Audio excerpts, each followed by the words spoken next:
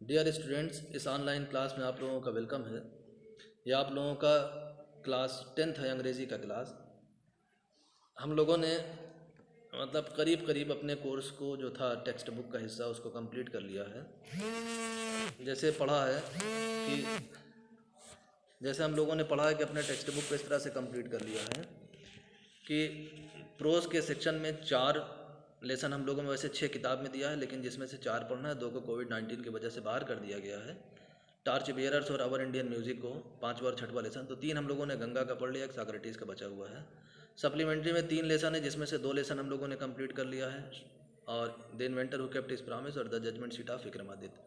तो सप्लीमेंट्री का lesson complete है। पोएम पोएम जो है वो इसमें 4 दिया है, 4 में से हम लोगों ने एक पोएम जो है वो द नेशन बिल्डर्स बाहर कर दिया गया है। 3 पोएम है। एक हम लोगों ने अब तक द फाउंटेन पढ़ा है, आज दूसरी पोएम हम लोग पढ़ रहे हैं द साम ऑफ लाइफ। साम को कहते हैं यानी सूत्र को, मंत्र को, और लाइफ मतलब ज़िंदगी।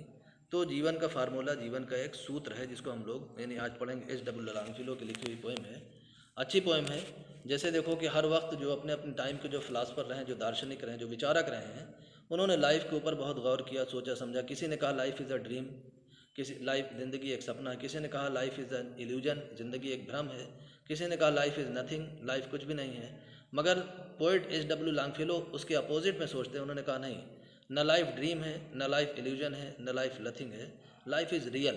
पोएम की अब शुरुआत होती है, बोलते हैं कि लाइफ रियल है, एकदम बड़ी वास्तविक है, सच्चाई है इसके अंदर। ये कोई भ्रम नहीं है, कोई धोखा नहीं है, कोई सपना नहीं है। ये लाइफ इज़ अर्नेस्ट, और बहुत सच्चा, बहुत दृढ़, बहुत सिंसियर, बहुत ईगर, बहुत यानी संकल्प वाली है ये ज़िंदगी।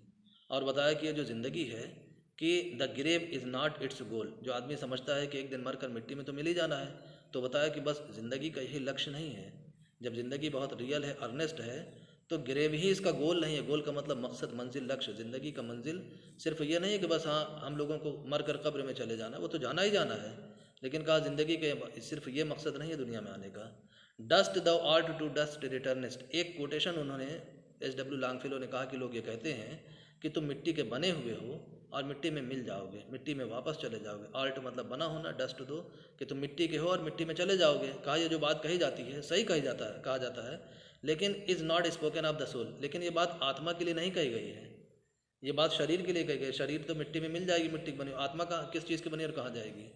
तो इसलिए बताया कि ये सोच लेना कि कब्र ही या मौत ही ज़िंदगी का लक्ष्य है, ज़िंदगी की मंजिल है, ज़िंदगी का अंतिम पड़ाव है। और ये कि तुम मिट्टी के हो और मिट्टी में मिल जाओगे, तो उसने कहा ये सही नहीं है। ये बात आत्मा के लिए नहीं कही गई है। बल्कि आगे बोलते हैं कि जब लाइफ एकदम रियल है, लाइफ एकदम अर्नेस्ट है, ये ना तो ड्रीम है, ना इल्यूजन है, ना भ्रम है, ना धोखा है, ना सपना है, तो बोलते क्या हैं कि not enjoyment and not sorrow is our destined end or way. और कहा कि एक बात ये भी याद रख लो कि हमारी किस्मत में ना तो पहले से सुख लिखा गया है, ना दुख लिखा गया है। ये सब हमारे अपने एक्ट पर, हमारे अपने कामों पर, अपने कर्मों पर डिपेंड करता है। कि अगर हम सोच लें कि किस्मत में अगर सुख लिखा है सुख मिलेगा, दुख लिखा है दुख मिलेगा, बोलते हैं नहीं, but to act that each tomorrow finds us farther than today. बल्कि उन्होंने कहा नहीं, सब कुछ डिपेंड करता है तुम्हारे एक्ट पर, तुम्हारे काम पर। तो इसलिए ये जब जान लो कि हमारी किस्मत में न सुख है न दुख है, पहले से कुछ नहीं लिखा गया है कि सुख और दुख में तुम्हारा कर्म है। तुमको दिमाग देकर, दुनिया में वक्त देकर, टाइम देकर तुमको भेजा गया, क्या सही है क्या गलत है ये बताया गया। तुमको अख्तियार है, पूरी अथॉरिटी है। अगर चाहो तो उस रास्ते पर जाओ जो तुमको बर्बादी और तबाही की तरफ ले जाए, और चाहो तो उस रास्ते पर जाओ जो तुमको सफलता और कामयाबी की तरफ ले जाए।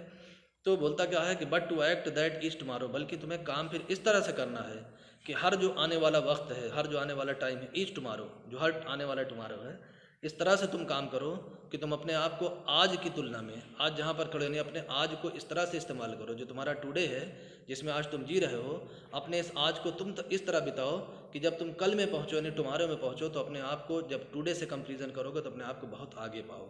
बहुत आगे पाने का मतलब ये कि अगर आज तुम्हारे पास, जैसे तुम्हारे ये 10th की क्लास की जो बुक है, कल तक अगर देखोगे कि हमने एक पोएम पढ़ा था और आज तुमने दूसरी पोएम पर, जब तुम कल जाओगे यानी टुमारो में, फ्राइडे वाले, थर्सडे वाले दिन तुम देखोगे हाँ वेडनेसडे तक हमारे पास सिर्फ एक पोएम हम पढ़े हुए थे, आज हम 2 पोएम हम पढ़ चुके हैं, 2 पोएम हमको समझ में आ गई है।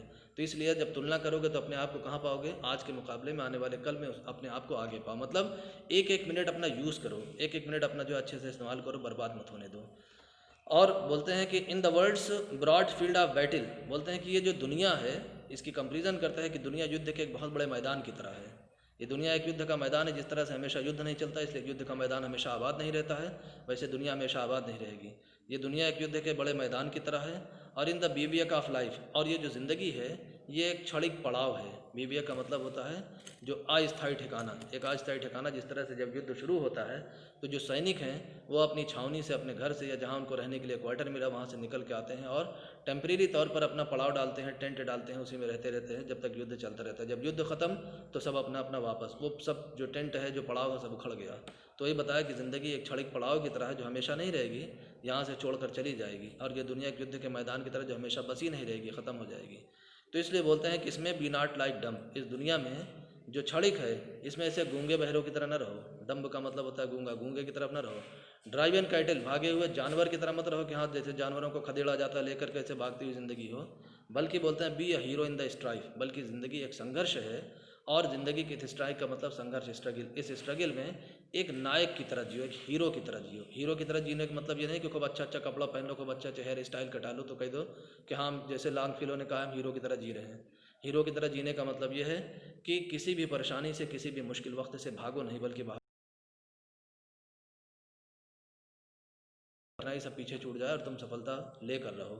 तो वही कहा कि इस ज़िंदगी में जो क्षणिक है इसमें एक नायक की तरह, हीरो की तरह ज़िंदगी में आने वाले हर संघर्षों का सामना करो।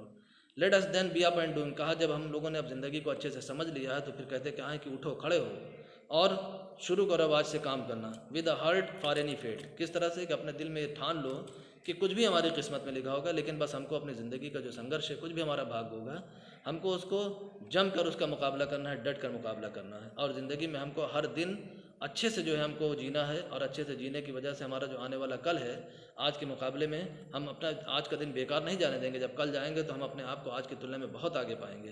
तो इसीलिए स्टिल अचीविंग स्टिल परसुइंग, बोलते हैं क्या कि हमेशा जो है वो मतलब अचीविंग की कुछ पाना, उपलब्धि पाना, सफलता पाने के लिए लगे रहो। हमेशा जो है बोलते हैं क्या कि फॉलो करना, यानी आगे बढ़ना, हमेशा आगे बढ़ने के लिए लगे रहो। लर्न टू लेबर, और एक चीज़ यह है कि आगे बढ़ने के लिए, ज़िंदगी में आगे बढ़ने के लिए, ज़िंदगी में सफलता पाने के लिए सबसे ज़रूरी है मेहनत करना। इसलिए सबसे पहले मेहनत करना सीखो। और मेहनत के बाद ये नहीं कि बस मेहनत के बाद फ़ौरन रिजल्ट के इंतज़ार करने लगो, थोड़ा टाइम भी लग सकता है। तो इसलिए मेहनत करना सीखो और उसके बाद जो है एंड टू वेट, और वेट करना सीखो। ये ज़िंदगी का एक सूत्र था, ज़िंदगी का एक मंत्र था कि जो एच.डब्ल्यू. लॉन्गफेलो ने बताया कि यानी ज़िंदगी कैसे है, कैसे जीना चाहिए। अब उसके बाद अच्छी पोएम है, समझ में आया होगा अच्छे से। नहीं समझ में आया होगा तो हमसे पर्सनल नंबर पे कांटेक्ट करके पूछ लेना। ये हम लोगों की दूसरी पोएम ख़त्म हुई है, अब उसके बाद अगली तीसरी पोएम हम लोग नेक्स्ट वीडियो में पढ़ेंगे।